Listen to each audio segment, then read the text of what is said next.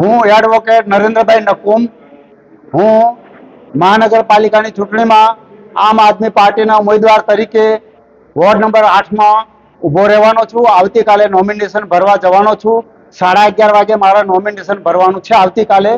અને ખાસ કરીને હું જાહેર જીવનમાં તો ઘણા વખતથી છું, પરંતુ રાજકીય ક્ષેત્રે મેં હમણાં કોઈ ચૂંટણી લડેલી નથી. એક છેક 1980માં લડેલી. તો આ વખતે મને એમ થયું કે મારે ચૂંટણી લડી અને મારે કંઈક રાજકીય ક્ષેત્રે પણ કામ કરવું જોઈએ. તો વોર્ડ નંબર 8માંથી હું ચૂંટાઈશ. તો વોર્ડ નંબર ની અંદર હું ડોર ટુ ડોર ફર્યો છું અને મારી પાસે ઘણી સમસ્યાઓ આવી છે. એમાં રોડ, રસ્તા, લાઇટ, પાણી, ડ્રેનેજ, ખાસ કરીને તો એક જે કાંસ છે એ બિલકુલ ખુલ્લો છે. હવે કોઈ છોકરું રમતું રમતું પડી જાય તો એ જાનહાનિ થાય છે. એટલે એ બધા કામો છે હું વોર્ડ નંબર 8માં તો કરીશ, પણ હું નાગરિક સમિતિ માટે જે કંઈ કામો કરું છું એ બીજા બધા કામો પણ હું ચાલુ રાખીશ. આભાર. નડિયાદ માટે અગાઉ કોઈ કામ કર્યા હોય છે? નડિયાદ માટે તો મેં અસંખ્ય કામો કર્યા છે.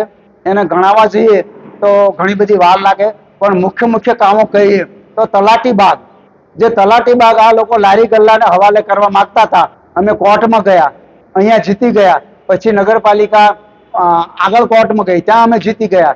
છતાં એ લોકો તલાટી બાગ બનાવતા નહોતા અને દિવાલ બનાવી. અમે કહ્યું કે કન્ટેમ કરીશું. પ્રમોદભાઈ ભટ્ટને શાબાશી આપવી જોઈએ. એમણે કહ્યું અમે કન્ટેમ કરીશું. એટલે એમણે દિવાલ બનાવેલી 6 મહિના રાખી અને પછી સમજી ગયા કે આ બનાવવું પડશે. એ તલાટી બાગને પણ 1 વર્ષ સારો રહ્યો અને ઉજળ થઈ ગયો. હવે અત્યારે કંઈક બહુ મોટી રકમ ફાળવી છે. તો તલાટી બાગ છે, બીજા બધા ઘણા બધા કામો છે. ટાંકીઓ લાવવામાં હોય કે રોડ, રસ્તા, લાઇટ, પાણીના હોય, ઘણી બધી રજૂઆતો હોય. ડૉક્ટર આંબેડકર હોલ હોય, વોકવે હોય, તો આ બધા કામોમાં હું કરી શક્યો છું. એમ એટલા માટે કહું છું કે મેં બધા જ કલેક્ટરો સાહેબો સાથે સંપર્ક સંબંધ રાખી અને મેં એમના કામ કરાયા છે. છેલ્લે સિટી બસ છે એ પણ કલેક્ટર સાહેબ સાથે સંપર્ક કરી અને એમણે સરકારમાં મોકલ્યું અને 32 CNG બસો મંજૂર થઈને આવી છે. એમાં પણ મારો સિંહ ફાળો છે.